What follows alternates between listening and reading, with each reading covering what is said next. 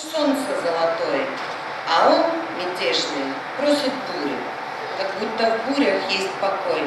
Друштвото за македонско-руско пријателство од Тетово повторно беше организатор на Руска вечер.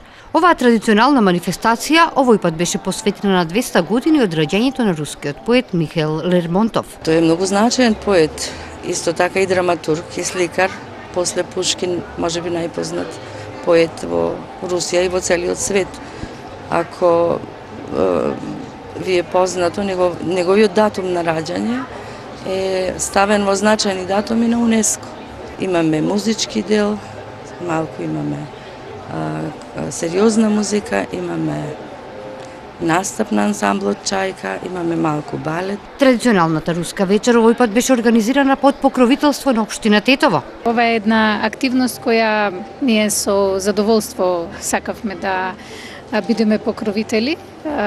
Значи една активност која се одвива со Друштвото за македонско-руско пријателство, која е активна во Тетово и кој апсолутно има една интересна програма и мислам дека ќе биде задоволство за сите гледачи и да гледаат и да слушат, имајќи го предвид фактот дека се работи за една голема култура, за една широка култура, која веќе е дел од универзалните културни вредности, така да јас сум задоволна што и Тетово на овој начин станува дел од тие универзални културни вредности.